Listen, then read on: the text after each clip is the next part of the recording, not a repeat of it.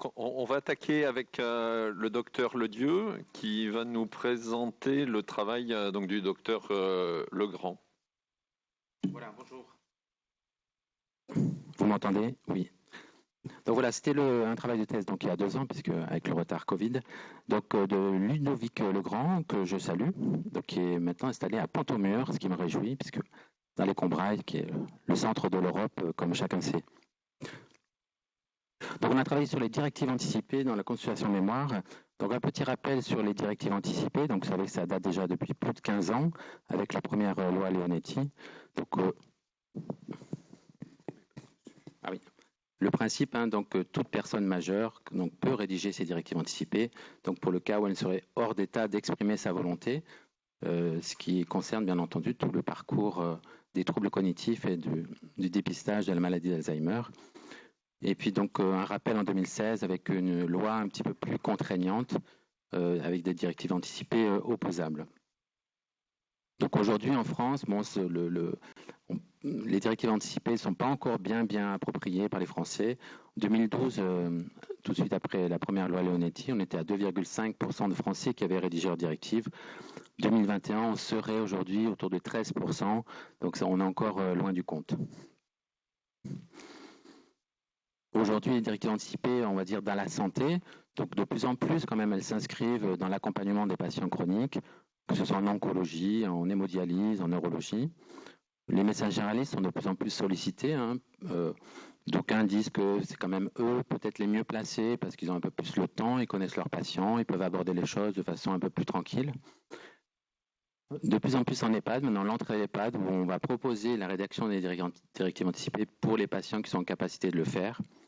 En tout cas, pour ce qui est de la filière de dépistage dans les consultations mémoire, au moment où on a fait ce travail, on s'est rendu compte qu'il y avait très peu d'études, c'était pas vraiment intégré dans la consultation mémoire, ce qui nous a donné l'idée un petit peu d'expérimenter le principe d'introduire les directives anticipées dans le dépistage de la maladie d'Alzheimer. D'autant que la Haute Autorité de Santé nous invite quand même à intégrer ce questionnement dans le dépistage des malades. Donc l'HAS 2011 parlait déjà d'une communication sur les directives anticipées dans le dépistage. Et de nouveau, dans le parcours de soins des patients Alzheimer, HAS 2018, donc là encore, il y a un rappel sur le fait de désigner une personne de confiance, de rédiger ces directives anticipées, pourrait permettre, avant les stades sévères de la maladie, d'adapter le projet de soins. On peut le comprendre puisque dans la mesure où c'est une maladie qui fait perdre sa capacité de décision, on est vraiment dans une population cible pour ces directives.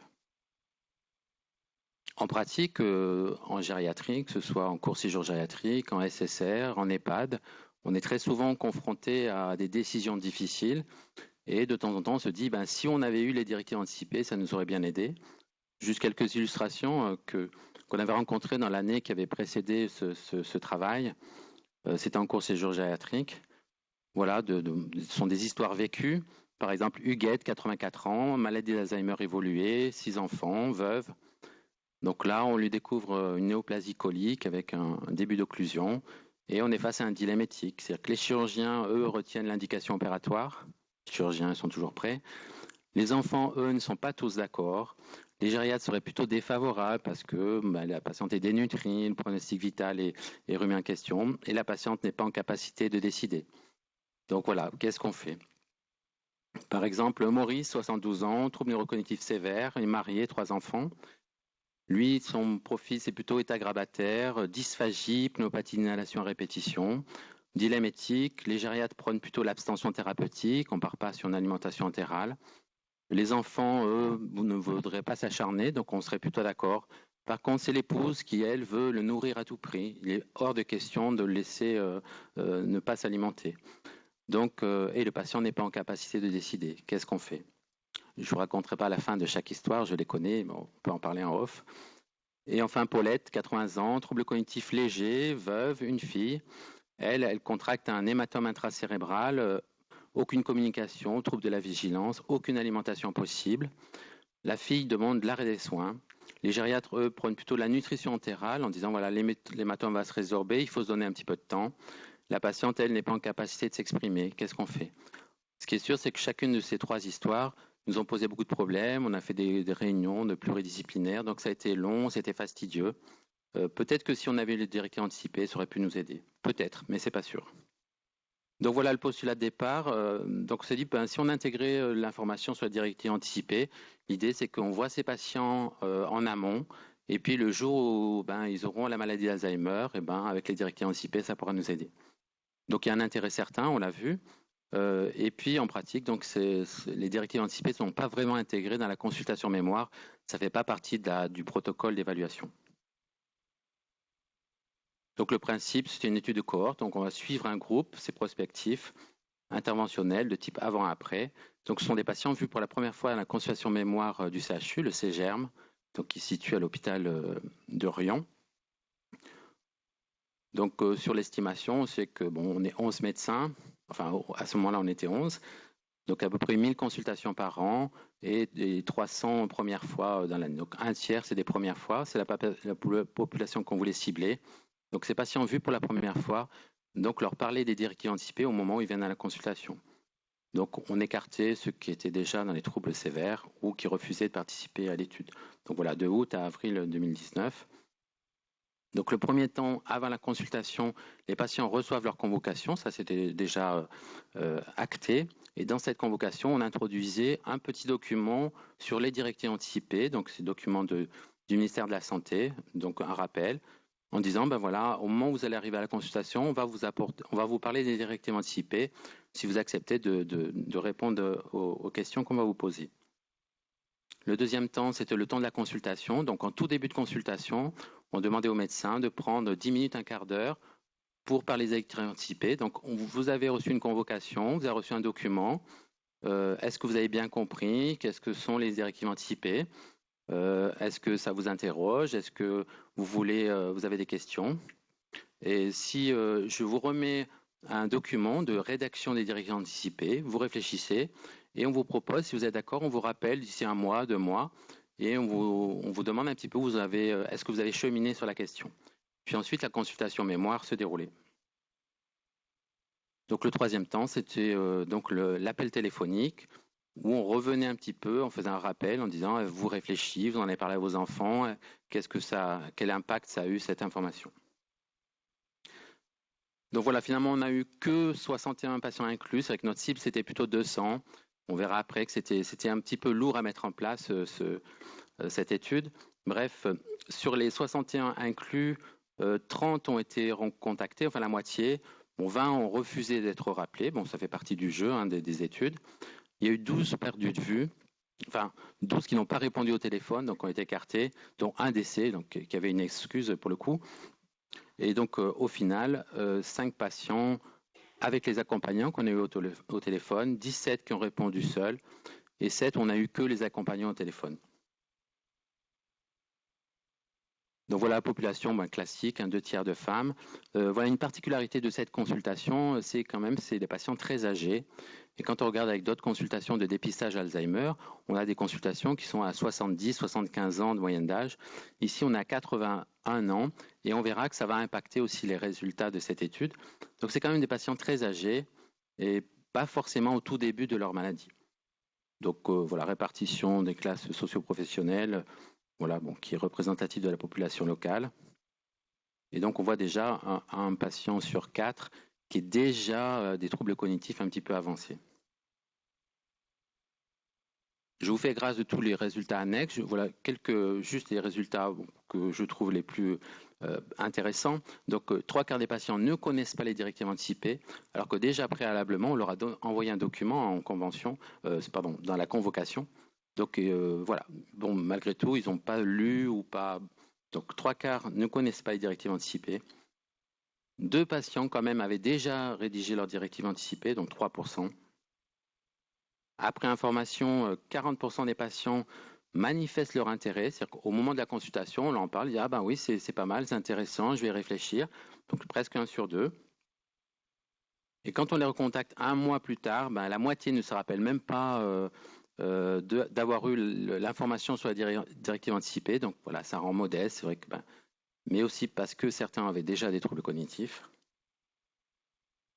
Mais voilà, petite satisfaction quand même, en tout cas une piste, c'est que concernant les patients qui se sont rappelés de la consultation, ben, il y en avait 1 sur 3 qui ont déclaré avoir rediscuté de cette question avec leur entourage et qui ont envisagé vraiment de rédiger leur directive anticipée. Donc c'est du déclaratif, bien sûr, c'est à la limite, mais on a senti que vraiment, ça les a interpellés. En tout cas, globalement, quand on interroge les médecins qui ont participé à l'étude, eh ben, ils ont quand même eu l'impression que c'était surtout les accompagnants qui étaient intéressés, eux, qui ont vraiment les enfants, les conjoints, qui se sont dit, oui, c'est vraiment une question intéressante. Et eux se sont projetés par rapport à leurs parents qu'ils accompagnaient à la consultation mémoire en disant, bah oui, c'est vraiment une question intéressante, parce que si jamais la maladie se déclare, ça peut être pertinent. Est-ce qu'il y a un seuil cognitif? On voit quand même, alors sur la question alors l'EMS, c'est un test un petit peu grossier, mais malgré tout, quand on pratique, on voit qu'il y a un seuil. Et clairement, ici, on a vu, c'était significatif que au-dessus de 25 sur 30 de MMS, les patients étaient plus réceptifs. Ils arrivaient à appréhender un concept qui est difficile, hein, celui des directives anticipées. Et que dès qu'on descendait en dessous de 25 sur 30, déjà là, c'était compliqué et le concept était difficile.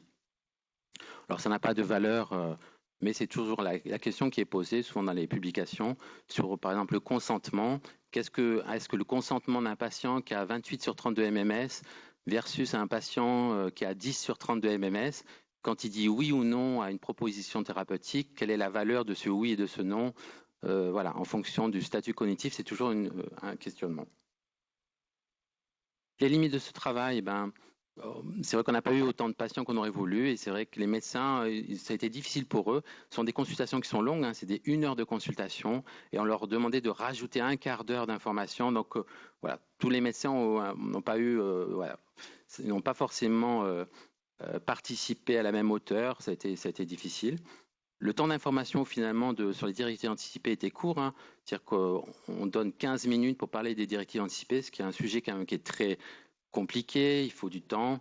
Donc c'est sûr qu'il ne fallait pas trop attendre de ces 15 minutes d'information sur l'impact sur les patients. Et enfin, on l'a dit, hein, on est finalement sur un centre de consultation qui accueille une population âgée par rapport à d'autres centres de consultation. Alors, je ne sais pas quel est l'âge de ceux qui arrivent en neurologie, par exemple, mais je pense qu'en service de neurologie, eux, ils font un recrutement beaucoup plus précoce. Donc, on peut penser que chez des patients de 70-75 ans, ils auraient été peut-être plus réceptifs à ce questionnement. En conclusion, ce qu'on retient, c'est qu'une information systématique sur la directive anticipée, ce n'est pas forcément pertinent sur la population qu'on accueille au CGERM. C'est le mot-clé, c'est systématique. On ne va peut-être pas le faire pour tout le monde. Par contre, parce qu'effectivement, ils sont âgés, ils ont un fléchissement cognitif déjà un petit peu débutant pour 1 sur 4, 1 sur 3. Donc là, d'une certaine façon, on arrive déjà trop tard pour parler des directives anticipées. Ils sont plus en capacité d'appréhender le concept. Pour autant, et ça c'est la piste, pour ceux qui sont indemnes de troubles cognitifs, en tout cas au moment du test, finalement, on dit aujourd'hui on ne peut pas conclure. Ça peut être intéressant, ils sont réceptifs. Puis finalement, ça rejoint le questionnement de Clément Lahaye tout à l'heure sur les marqueurs prédictifs. On dit voilà, aujourd'hui tout va bien, mais vous êtes à risque d'évoluer vers une maladie d'Alzheimer. Une piste, ça peut, voilà, si je suis à risque de perdre ma capacité de jugement, c'est peut-être l'occasion de rédiger mes directives anticipées parce que voilà, de laisser mon testament voilà, sur mes volontés le jour où je ne serai pas en capacité de décider. Et en tout cas, pour les accompagnants, ça peut être intéressant aussi. Voilà, ne serait-ce que laisser des brochures dans la salle d'attente. Donc, au final, la consultation mémoire, c'est pas. Je pense qu'il faut intégrer cette notion de directive anticipée. C'est pas inutile, mais il y a un biais sur notre recrutement au CGERM. C'est des patients très âgés. Beaucoup ne seront pas réceptifs. Mais je pense qu'il y a peut-être une petite place. Et en tout cas, quand on s'occupe de patients Alzheimer évolués, voilà, tous les médecins le savent, ils sont souvent confrontés à des décisions difficiles et voilà, on peut espérer avoir un peu plus souvent des directives anticipées qui pourraient nous aider à trancher. Je vous remercie.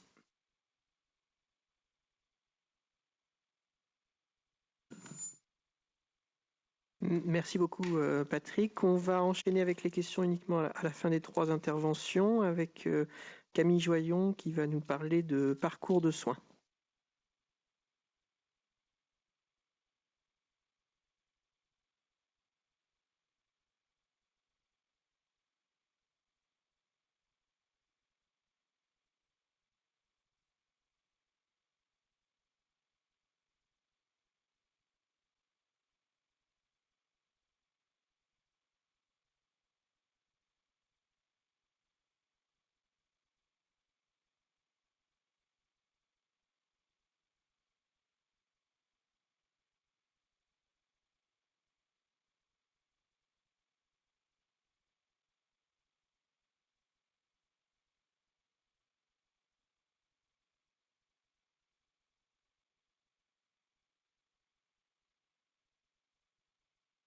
Bonjour à tous, donc je suis le docteur Camille Joyon, je suis praticien hospitalier contractuel à l'hôpital de Riom en court séjour gériatrique et je vais vous présenter aujourd'hui dans le cadre des travaux gériatriques le sujet de mon travail de thèse que j'ai soutenu maintenant il y a 2 ans presque avec l'aide du docteur Duché et du Patrick Ledieu qui vient de vous présenter également son travail. Pour commencer, donc on s'était intéressé à l'amélioration du parcours de soins dans la transition hôpital-domicile et pour cela on s'est particulièrement intéressé à l'évaluation de l'impact d'un plan personnalisé de santé sur les réhospitalisations évitables des personnes âgées de 75 ans et plus hospitalisées en court séjour gériatrique. Pour commencer, la population de personnes âgées en France ne cesse de croître avec l'allongement de l'espérance de vie. En 2019, la proportion de personnes âgées de 75 ans et plus comportait 6,2 millions d'habitants. Et les projections de l'INSEE évaluent que si les données démographiques continuent à évoluer comme actuellement, au 1er janvier 2070, cette population va doubler et concerner 13,7 millions d'habitants. Cette augmentation, elle est inéluctable puisqu'elle est la conséquence de l'arrivée à la classe d'âge de 75 ans des générations issues du baby-boom. Malheureusement, l'allongement de l'espérance de vie ne se fait pas sans incapacité et donc accroît la proportion de personnes âgées dépendantes. Seulement les personnes âgées dépendantes, en 2014, représentaient, pour leurs dépenses, la dépense liée à leur prise en charge représentait 1,4% du PIB, soit environ 30 milliards d'euros. Et de la même manière que cette population va être amenée à doubler, les dépenses vont également probablement doubler d'ici 2060. La prise en charge de la personne âgée dépendante est donc un enjeu évidemment important pour les politiques de santé publique.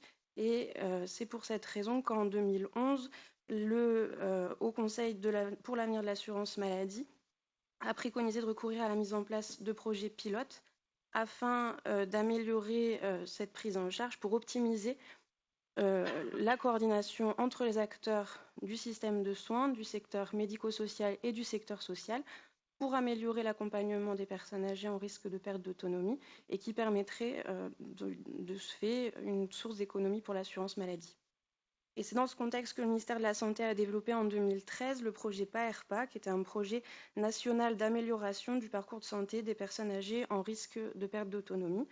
Le but étant de travailler à la mobilisation optimale des ressources humaines, techniques et financières du système de soins, afin qu'une population reçoive les bons soins par les bons professionnels de santé, dans les bonnes structures, au bon moment et évidemment au meilleur coût. Dans ce contexte, le CHU de Clermont-Ferrand s'est intéressé aux réhospitalisations évitables, à essayer d'améliorer le taux de réhospitalisation, enfin de diminuer le taux de réhospitalisation évitable qui sont considérées comme iatrogènes et coûteuses.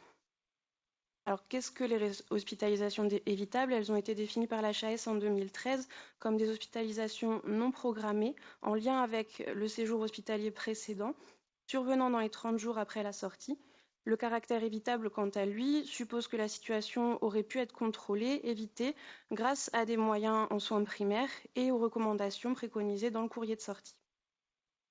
Pour pouvoir améliorer cette transition entre l'hôpital et le domicile, les infirmières qu'on appellera navigatrices nous paraissaient être les personnels de santé les plus à même de superviser cette transition et de pouvoir alerter en cas de besoin. Notre étude a donc porté sur l'évaluation de l'impact d'un plan personnalisé de santé sur le taux de réhospitalisation évitable à 30 jours de la sortie au sein d'une population de 75 ans et plus hospitalisée en court séjour gériatrique à l'hôpital de Riom sur les 3 services de court séjour. Et on s'est également intéressé à essayer d'évaluer ce taux de réhospitalisation à 60 jours, mais surtout à voir l'impact du plan personnalisé de santé, en quoi on avait une efficacité ou non, et de définir les facteurs de risque de réhospitalisation pour pouvoir cibler vraiment les personnes les plus à risque. Donc rapidement, on a donc réalisé un essai contrôlé, randomisé, prospectif pour évaluer une stratégie de soins. Tous les patients âgés de 75 ans et plus hospitalisés dans les 3 services de court séjour de l'hôpital de Riom, quel que soit le motif d'hospitalisation, à partir du moment où ils vivaient à domicile et qu'ils allaient le regagner à la sortie du service, étaient inclus. Donc tout patient institutionnalisé n'était pas inclus et tout patient qui finalement ne regagnait pas son domicile était exclu. Pour définir le caractère évitable de nos réhospitalisations, l'ensemble des dossiers des patients réhospitalisés a été présenté par moi-même à un comité d'experts qui regroupait 2 gériatres et un médecin généraliste, tenus à l'écart, qui n'avaient pas participé au projet de près et qui du coup ne connaissaient pas le groupe d'appartenance des patients et de manière collégiale décider du caractère ou non évitable de la réhospitalisation. Le protocole d'étude, donc on a randomisé 145 patients dans le groupe qu'on appellera PPS, donc qui a bénéficié de l'intervention de notre infirmière navigatrice, et un groupe contrôle qui bénéficiait de la prise en charge habituelle. Néanmoins, il rencontrait notre infirmière navigatrice, Vanessa Gravier, avant la sortie, afin de bénéficier d'un recueil de données initiales et d'une visite à domicile à 60 jours pour recueillir les données finales. L'ensemble du reste de leur prise en charge n'était pas différente de notre prise en charge habituelle, avec bien évidemment quand même la mise en place de nos aides à domicile si nécessaire, d'un suivi, etc. En revanche, le groupe personnalisé de santé bénéficiait également de ce recueil de données avant la sortie, mais surtout avait un temps un peu plus long avec Vanessa Gravier, bénéficiait d'une éducation thérapeutique où elle prenait le temps de leur réexpliquer les modifications potentielles des traitements de leur ordonnance, de réinsister sur l'importance, par exemple, de prendre les compléments nutritionnels s'ils avaient été prescrits, d'expliquer les différentes mises en place d'aides à domicile, etc. Une fois le patient qui rentrait à domicile appartenant au groupe plan personnalisé de santé rentrait à domicile avec un courrier d'hospitalisation très synthétique, reprenant les grandes lignes de l'hospitalisation, et on leur préconisait de l'accrocher chez eux afin que tous les différents intervenants à domicile puissent avoir accès à ce protocole, à ce courrier et aux informations du coup liées à l'hospitalisation. Et enfin, Vanessa Gravier donc avertissait au mieux le médecin traitant directement à minima son secrétariat de retour à domicile du patient. Une fois rentrée à domicile, elle les contactait par téléphone à 7 jours de l'hospitalisation, de la sortie. Elle réalisait une visite à domicile à 15 jours, un nouvel appel téléphonique à 30 jours et enfin une dernière visite à domicile à 60 jours pour recueillir les données finales. Chaque appel ou visite à domicile était le moment pour déceler des difficultés à domicile, vérifier que les préconisations avaient été mises en place, que les aides en domicile étaient en place, que les traitements avaient été récupérés, etc. Voilà. On a donc 275 patients qui étaient éligibles. Les inclusions ont eu lieu de janvier 2017 à mai 2019. 4 ont été exclus finalement pour un changement de destination de sortie, 271 ont été randomisés, donc 135 dans le groupe PPS, 136 dans le groupe contrôle. On a eu au total 30 patients perdus de vue, 25 refus de visite à domicile, 6 décès et 6 institutionnalisations. Notre population étudiée était une population assez âgée avec une moyenne d'âge à 85,8 ans, avec des rapports assez représentatifs de la population, 63% de femmes. On avait une grosse proportion, 243 sur les 271 qui bénéficiaient d'aide à domicile en dehors de leur famille et 172 bénéficiaient d'une aide technique à la marche. On a une population très comorbide, très polypathologique avec un index de comorbidité de Charlson qui est à 5,45. Et enfin, une autonomie relativement satisfaisante sur les activités de la vie quotidienne avec un ADL à 4,8. Au total, le taux de réhospitalisation total à 30 jours dans notre étude était de 16%. Les réhospitalisations non programmées étaient de 12,2%.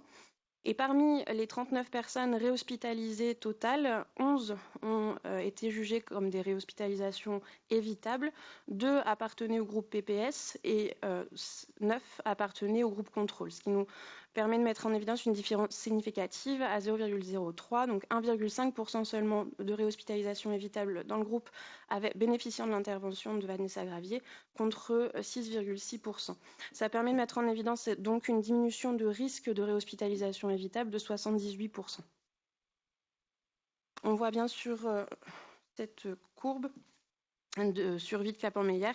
Donc en bleu, le taux de réhospitalisation de nos patients bénéficiant du groupe PPS et le taux de réhospitalisation plus important pour le groupe contrôle. en revanche, à J60, cette différence s'atténue nettement. Concernant l'impact du plan personnalisé de santé, le but était vraiment de voir si on avait réussi par chance, et ça a été le cas, de montrer une différence significative et un intérêt à notre projet. C'était d'essayer de comprendre en quoi on avait un impact, qu'est-ce qui faisait que ça fonctionnait. Et on a cherché donc à avoir cet impact sur les grands syndromes gériatriques que sont la dépendance, les troubles de la marche, la confusion, la nutrition, la fragilité. On a aussi essayé de voir si on avait un impact sur la continuité des soins.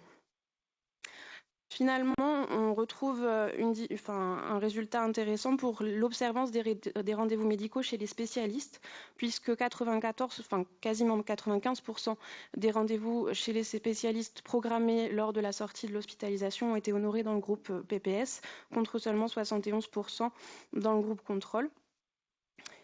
Sur les grands syndromes gériatriques, on n'a par contre pas pu mettre en évidence d'impact, en dehors d'une tendance seulement pour une amélioration du statut nutritionnel, avec une albumine améliorée de 6 grammes par litre environ, contre 4 grammes par litre dans le groupe contrôle. Et enfin, les facteurs de risque, donc vraiment le but étant de cibler les patients les plus à risque pour mettre en place une prise en charge adaptée. Nous retrouvons finalement que les patients atteints de troubles neurocognitifs, les patients hospitalisés pour un motif psychiatrique, les patients utilisant une aide technique à la marche avant l'hospitalisation, ceux ayant un nombre de traitements supérieur à 7 sur leur ordonnance de sortie, et en particulier ceux bénéficiant d'un traitement par benzodiazépine ou antiarythmique, sont des patients à sur-risque de réhospitalisation. On retrouve également une tendance pour les patients à insuffisance respiratoire chronique, les patients hospitalisés pour un motif cardiologique et les patients ayant présenté un syndrome confusionnel durant l'hospitalisation. Donc on a été très content de voir que effectivement la mise en place d'un plan personnalisé de santé avec une infirmière navigatrice permettait de réduire significativement le taux de réhospitalisation évitable à J30, avec une diminution du risque de réhospitalisation de 78%. Nos taux de réhospitalisation sont comparables à la littérature. On n'a pas eu ce qui nous permet de dire qu'on n'a pas des résultats complètement absurdes. Le taux de réhospitalisation totale à J30 était de 16%. Dans les données PMSI en 2015, donc toutes tâches confondues, pas uniquement gériatriques, on était à 18,4%, donc on est relativement proche. Le taux de réhospitalisation non programmée était 12,2% dans notre étude. Il était de 14,2% dans l'étude de l'Agnès en 2008. Et enfin, notre taux de réhospitalisation évitable, celui qui peut être à la limite le plus controversé, puisque notre définition du caractère évitable était sur un comité d'experts, donc pas forcément très reproductible.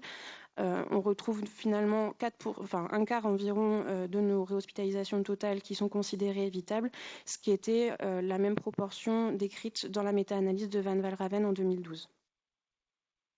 Concernant l'impact, on note effectivement une amélioration de l'observance des rendez-vous chez les spécialistes. Alors on n'a pas de différence sur le suivi chez le médecin généraliste. C'est pas forcément très étonnant puisque nos patients âgés sont très attachés en général à leur médecin traitant et ont ce réflexe d'aller chez le médecin revoir leur médecin généraliste pour refaire le point sur leur ordonnance, leur état de santé rapidement en sortie d'hospitalisation. Ce qui est beaucoup plus compliqué, c'est le suivi chez les spécialistes et l'organisation d'un suivi d'une continuité de soins dans les maladies chroniques. Et là, on a réellement montré une amélioration de l'observance de ces rendez-vous, ce qui peut nous faire penser que ça a permis d'améliorer notre taux de réhospitalisation, d'avoir un impact effectivement sur notre taux de réhospitalisation.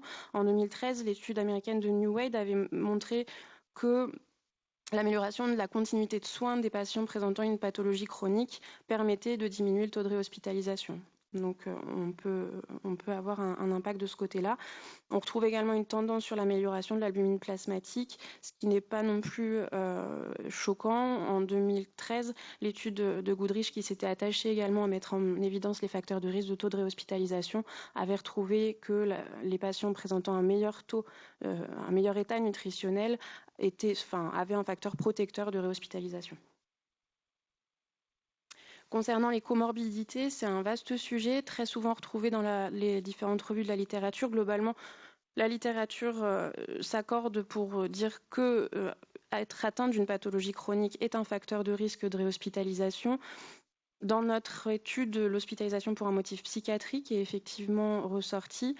Alors, dans la littérature, ils sont tous d'accord pour dire que oui, ça paraît logique, on a plus de risques d'être hospitalisé quand on a une pathologie chronique. Ils ont plus de difficultés à s'accorder vraiment sur quelle pathologie. Globalement, toutes les pathologies chroniques sont décrites.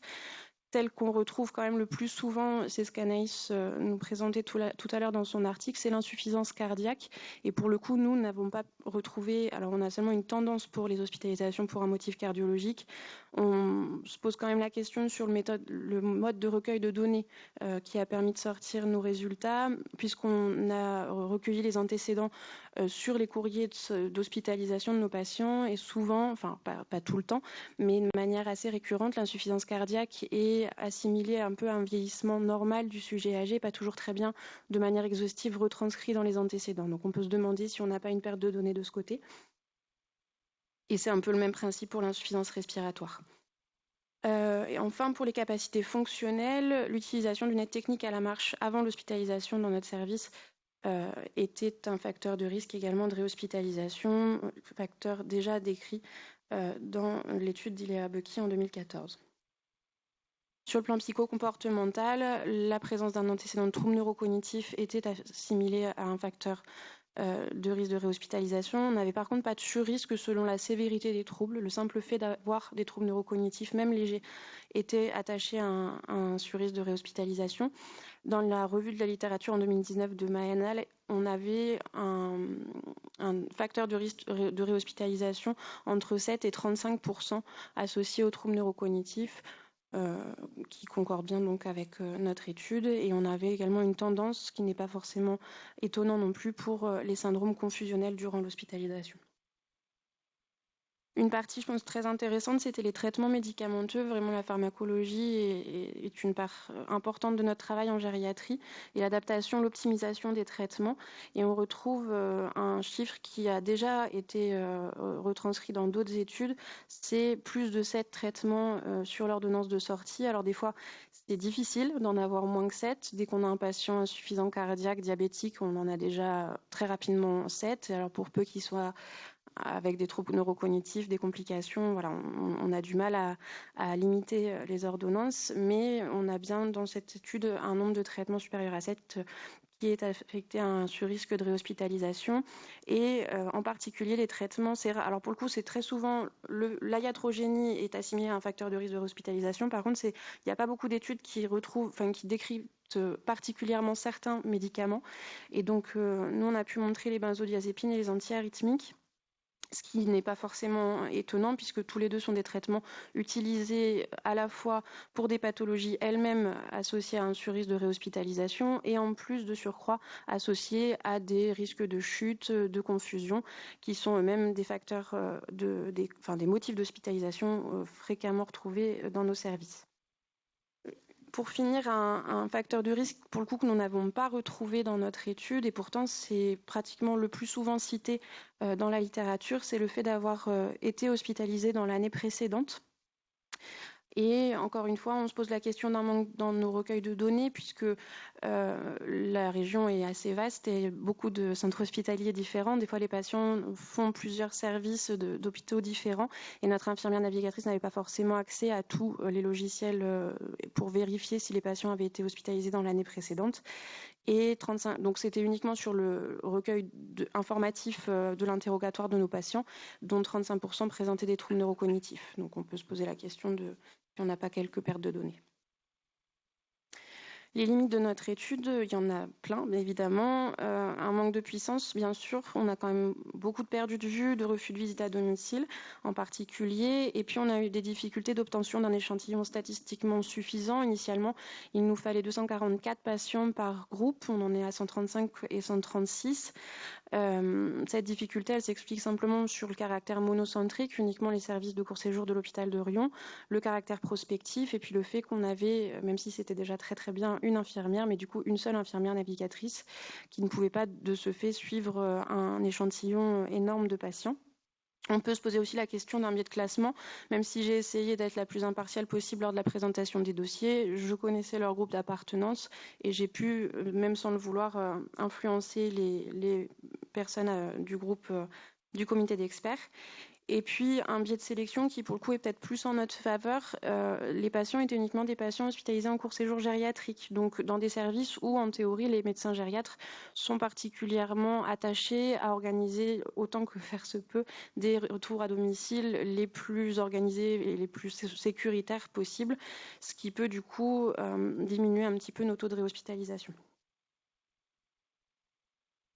En conclusion, donc, la mise en place d'un plan personnalisé de santé permet de diminuer le taux de réhospitalisation évitable à 30 jours des personnes âgées de 75 ans et plus quittant les services de court séjour gériatrique du CHU Clermont-Ferrand de 78%.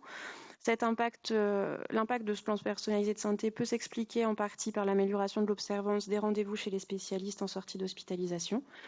Et surtout, à bien retenir, les patients à cibler pour mettre en place des prises en charge adaptées aux plus proches des patients sont les patients les plus nécessitent de mettre en évidence les patients les plus à risque, qui sont les patients présentant des troubles neurocognitifs, étant hospitalisés pour un motif psychiatrique, utilisant une aide technique à la marche avant l'hospitalisation, ayant plus de 7 traitements à la sortie et en particulier ceux ayant des traitements avec benzodiazépine ou antiarythmiques.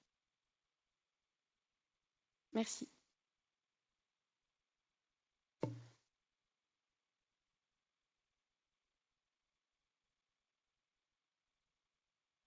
Merci Camille pour ton exposé.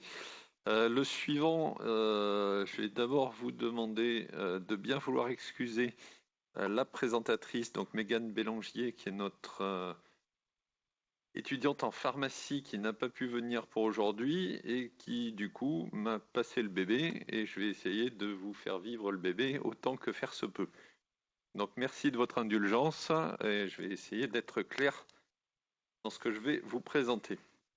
Donc le travail de thèse de Mégane est fait sur le bilan partagé de médication. Donc c'est quelque chose de nouveau qui existe depuis 2018 en France, qui est coté, c'est-à-dire que les pharmaciens peuvent se faire payer ce bilan partagé de médication. Je me disais, tiens, il y a de la buée sur mes lunettes, mais normal, j'ai gardé le masque. Donc sans le masque, j'arriverai peut-être et à vous voir et à pouvoir lire. Donc voilà, c'est quelque chose de nouveau depuis 2018. Donc ils peuvent se faire payer de ce travail spécifique et qui rentre dans l'activité plus large de ce qu'on appelle la pharmacie clinique, qui est une activité importante, surtout à l'hôpital, de plus en plus à l'hôpital, mais ça se fait aussi en officine. Et là, le bilan partagé de médication, pour le coup, il a été fait en officine. Donc la thèse de Mégane qu'elle doit soutenir le mois prochain, donc là pour le coup merci Covid, parce que les différents reports, ça nous a permis d'avoir un travail un petit peu plus abouti que ce que ça aurait été il y a de ça 1 an. En termes d'introduction, donc la population âgée est bien évidemment de plus en plus importante, ça vous le savez. Elle est polypathologique et le corollaire, c'est forcément la polymédication, beaucoup de problèmes de santé qui évoluent en même temps et beaucoup de traitements qu'on donne pour ces différents problèmes de santé. Plus on est vieux, plus on a de risques iatrogéniques dus à différents effets, l'accumulation des traitements bien sûr, des modifications aussi physiologiques et notamment en termes de fonction rénale. Le bilan partagé de médication a pour objectif d'essayer de limiter la iatrogénie médicamenteuse chez le sujet âgé. Et on l'a vu dans ce que vient de nous dire Camille juste avant, c'est aussi un facteur de réhospitalisation. Et plus on va avoir de traitement, plus le patient va être à risque de réhospitalisation. Donc si ce bilan partagé de médication est fait correctement, on devrait permettre de limiter quelques réhospitalisations évitables. Voilà, une enquête a été faite aussi, mais là je ne vous présenterai pas les résultats parce qu'elle ne les a pas encore totalement exploités, sur les nécessités en formation des pharmaciens d'officine et sur leurs souhaits par rapport à ces différents types de formation.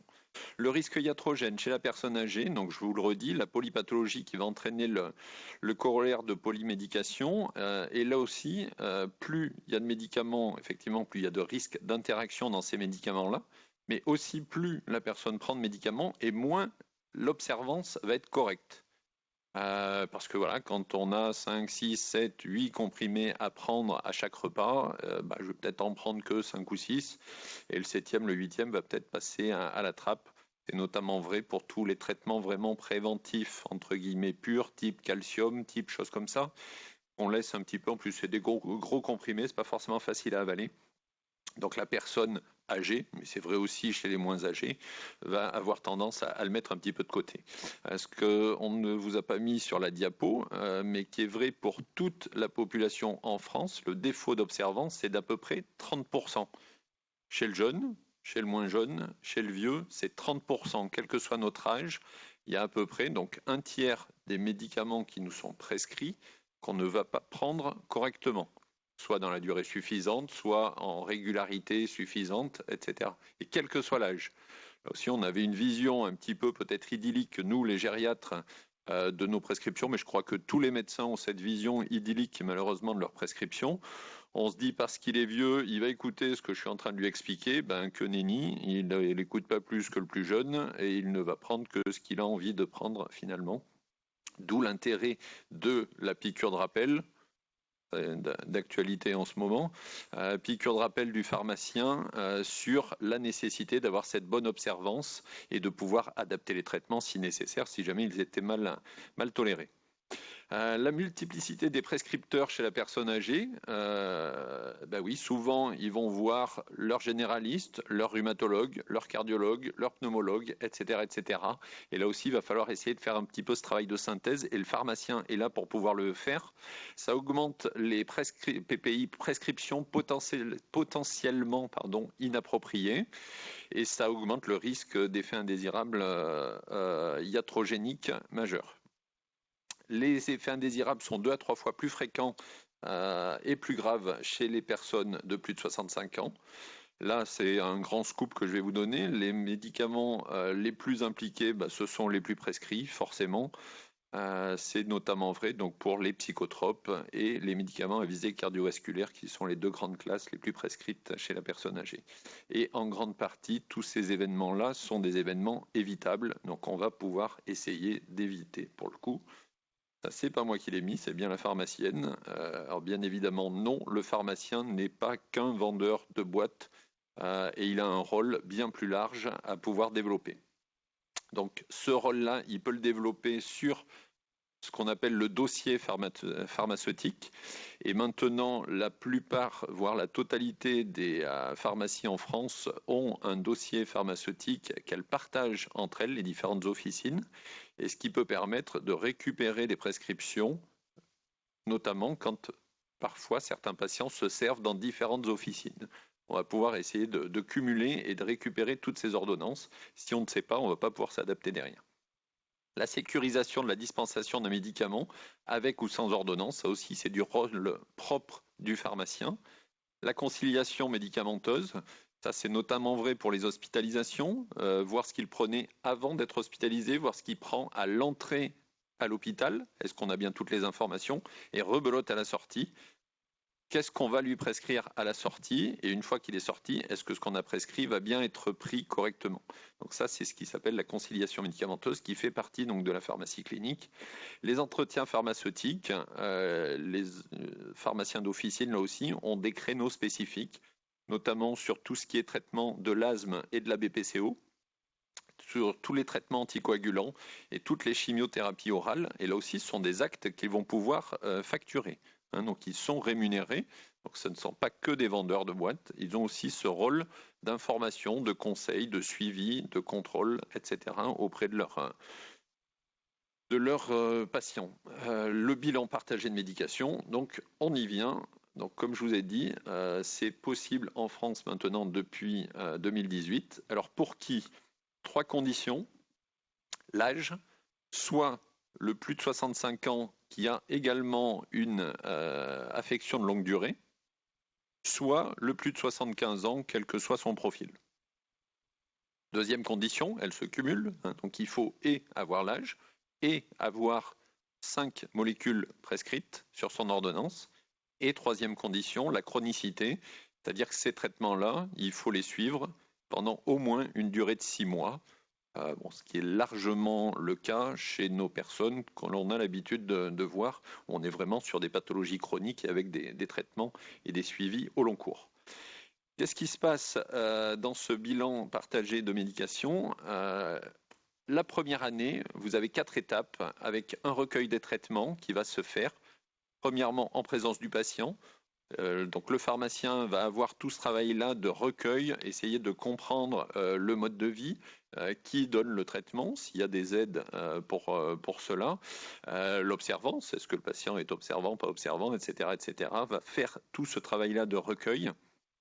Un travail, deuxième étape, d'analyse.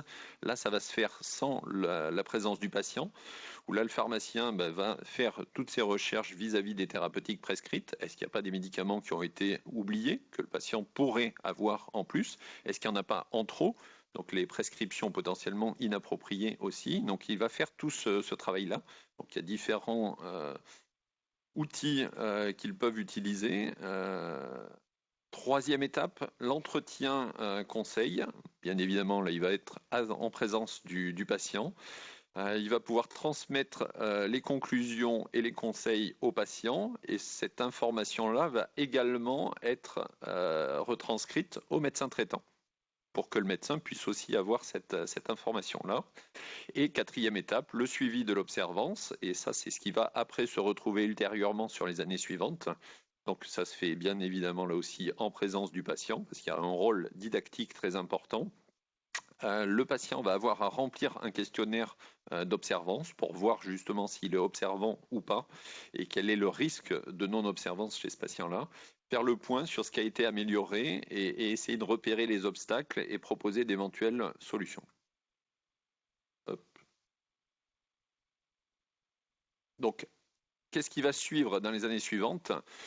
Globalement, s'il n'y a pas eu de changement au niveau des thérapeutiques, c'est 2 entretiens de suivi d'observance chaque année.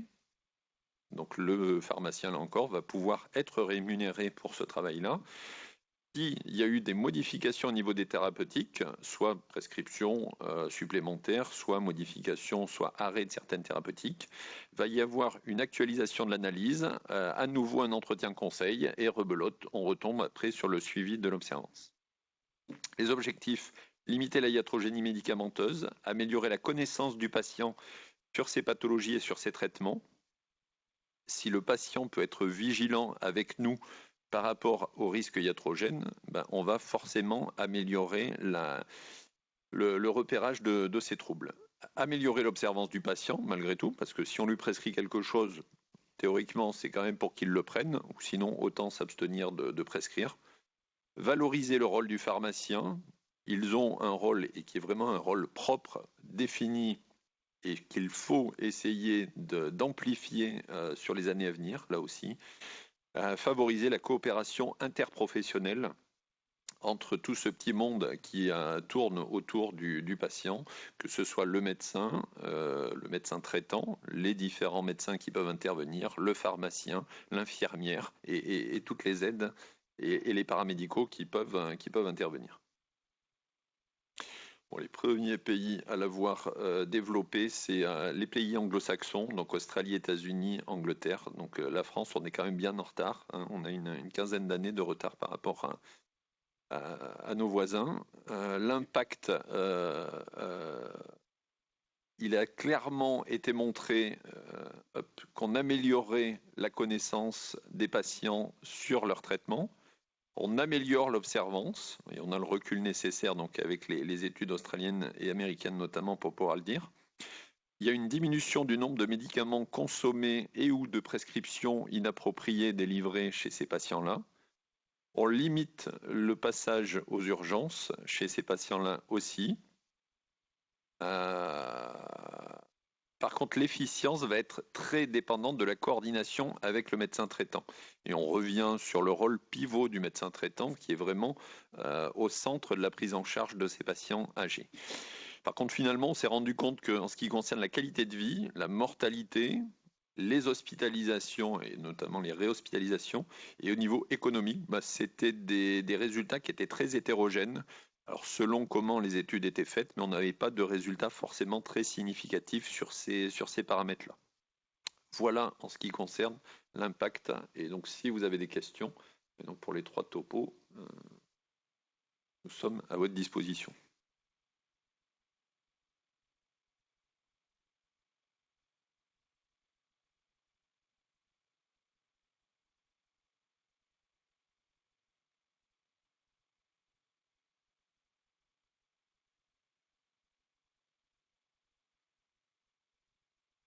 Très bien, nous avons tous été parfaitement clairs.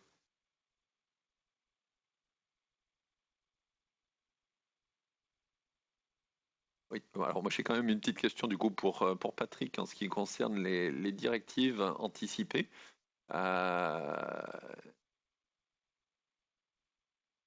tu lis un petit peu la consultation mémoire est peut-être pas le moment le plus opportun. Et finalement, est-ce que c'est pas tout bêtement la période du diagnostic, que ce soit pour les consultes mémoire, que ce soit pour les cancers, que ce soit pour toutes ces pathologies-là, où c'est vrai que c'est peut-être là où nous, médecins, on a tendance à vouloir y penser.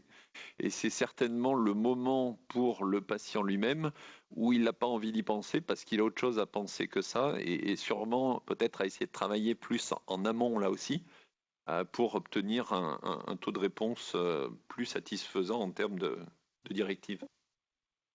Oui, enfin, après, c'est sûr que le moment c'est pas, l'idée, c'est pas au moment de l'annonce du diagnostic. C'est comme si on dit, voilà, vous avez telle maladie, est-ce que vous voulez rédiger votre testament? Donc, c'est vrai que c'est pas comme ça qu'il faut aborder les choses. Après, nous, dans la consultation mémoire, c'est plutôt, vous venez avec une plainte de ma mémoire est défaillante. Et c'est vrai que pour les patients pour lesquels on dit, voilà, on a fait les tests, pour l'instant, c'est plutôt rassurant, on ne peut pas conclure. Par contre, voilà, ça vous a interrogé, il y a quand même un risque puisque vous avez une plainte. Peut-être que les directives anticipées, ça peut être quelque chose qui peut vous intéresser. On vous invite à le faire, donc ce n'est pas obligatoire. Mais puisque vous avez une plainte, ça peut faire partie de votre préoccupation. C'est sûr que ce n'est pas l'annonce diagnostique qui doit être assortie des directives anticipées. Ce n'est pas l'idée. C'est-à-dire que vous venez avec une plainte, les accompagnants, voilà, c'est peut-être le moment d'en parler, puisque, encore une fois, si on est sensibilisé, si on est intégré dans ce parcours dépistage Alzheimer, on ne peut pas faire l'impasse sur les directives anticipées, puisqu'on a vu que, en bout de maladie, ces directives peuvent nous être très utiles pour prendre des décisions. Donc c'est très subtil, effectivement, mais peut-être que c'est plutôt pour ceux on aurait tendance à rassurer en disant, écoutez, ça va, les tests sont plutôt rassurants. Mais je vous invite à réfléchir sur la directives anticipées. Ceux effectivement qui ont déjà des troubles, qui sont déjà une mémoire un petit peu altérée, on a l'impression que oui, on arrive déjà un petit peu trop tard et que c'est pas le moment d'en parler.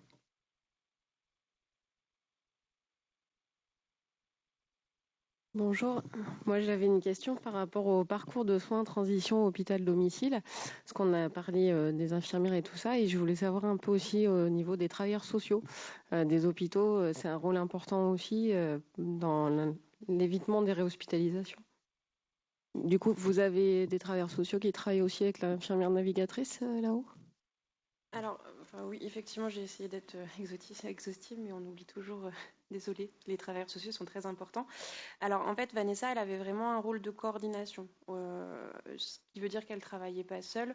Et en fait, à chaque fois qu'elle avait une situation où enfin, son rôle, c'était vraiment, à partir du moment où elle faisait des visites à domicile et des appels téléphoniques, c'était de détecter les difficultés. Et après, en fonction de la difficulté en question, elle se retournait vers le travailleur le professionnel de santé le plus adapté à cette situation. C'est-à-dire si elle se rendait compte effectivement, ce qui est malheureusement très souvent le cas, même si on essaye de faire au mieux à la sortie, si on avait mis des aides à domicile qui finalement n'étaient pas en place, effectivement là elle n'allait pas voir le médecin généraliste ou le médecin gériatre, mais elle voit directement avec l'infirmière, avec l'assistante sociale hospitalière qui avait mis les aides en place pour que y ait un rattrapage du souci, ou avec l'assistante sociale de secteur. Enfin, son but, c'est vraiment un rôle de coordination. Certes, c'est une infirmière, mais elle n'est pas dans un rôle de soins à proprement parler comme le rôle des infirmières libérales. On est vraiment sur une infirmière de parcours et de coordination qui va en fonction. Alors, et en plus, on a eu la chance, et on travaille toujours avec elle, d'être avec quelqu'un de très investi dans son rôle, et qui au contraire a même pris le parti de régulièrement présenter des situations difficiles en clic par exemple pour mettre en place de la Maya si nécessaire, a fait d'elle-même un classeur énorme avec du matériel de type barre de redressement, réhausseur, choses comme ça, à proposer aux patients quand elle voyait qu'il y avait une difficulté plus à type d'ergothérapie. Elle s'est rapprochée de nos ergothérapeutes de l'hôpital. Enfin voilà, elle a vraiment développé, elle a un catalogue aussi de compléments nutritionnels et de différents goûts pour, si elles voient que les patients ne les prennent pas, leur proposer des alternatives. Donc c'est vraiment, et c'est la base de la gériatrie, et c'est ce qui fait que c'est passionnant, c'est qu'effectivement on est sur un travail pluridisciplinaire, et le gériatre n'est rien sans l'assistante sociale, sans les aides-soignantes, sans toutes les disciplines qui sont autour. Ouais, et juste pour amener un tout petit complément d'information, finalement le rôle de notre infirmière, il est beaucoup sur l'observance, donc des médicaments, des aides qui ont été mis en place, de la coordination de tout et on est vraiment sur cette observance, s'assurer que ce qu'on a identifié nous au moment de l'hospitalisation, ça va être fait ensuite. Parce que souvent, ça a été soit mal compris, soit pris par-dessus la jambe et pas traité de façon l'importance que ça peut avoir. Donc, c'est s'assurer que ce qu'on a préconisé à un moment donné, ça soit bien fait ensuite. Et le rôle principal de Vanessa, il est vraiment là-dedans. Donc, ça pourrait aussi être fait par un autre professionnel d'ailleurs qu'une infirmière. Elle, on a la chance, en plus, comme dit Camille, elle est excessivement investie, elle est un petit peu touche à tout. Donc voilà, elle arrive à couvrir un nombre de compétences supérieures. On est sur de l'infirmière en pratique avancée. C'est des choses, c'est des professions qui vont arriver dans les années à venir. Mais là, Vanessa, elle a les compétences largement pour faire ça. Et c'est ce qui permet d'améliorer cette observance de tout. Merci beaucoup. Et j'avais juste une petite remarque, parce que bon, vous avez dû comprendre dans ma question que je suis travailleur social. Et du coup, on a aussi un gros problème, enfin surtout sur le terrain, moi je suis vers le Cantal, où on a des gros soucis d'aide à domicile, d'infirmières, de places de SIAD, et justement les réhospitalisations en boucle sont souvent liées à ça. Et c'est vrai que ça, c'est une grosse problématique, je pense, sur beaucoup de territoires. Oui, alors on a le même souci dans la région, hein, malheureusement, on pourrait penser être mieux loti à Clermont, mais c'est pas forcément le cas. Et ça, pour le coup, c'est un réel frein. On a beau essayer de faire au mieux et de tout faire pour maintenir les patients à domicile et mettre en place les aides les plus adaptées. Particulièrement cet été, on a vraiment été confrontés à des grosses difficultés d'absentéisme, et pas seulement d'absentéisme, tout simplement de congés et donc d'obligation même parfois de passer sur des institutionnalisations parce qu'on n'arrivait pas à mettre en place le personnel nécessaire et que ça mettait les patients en danger. Et là, pour le coup, c'est vraiment une situation assez attristante pour un gériatre, quoi. Quand on est obligé de placer un patient à cause de ça, c'est vraiment frustrant. Mais malheureusement, pour l'instant, alors j'espère que ça va s'améliorer, mais c'est pour le moment pas le cas, je crois.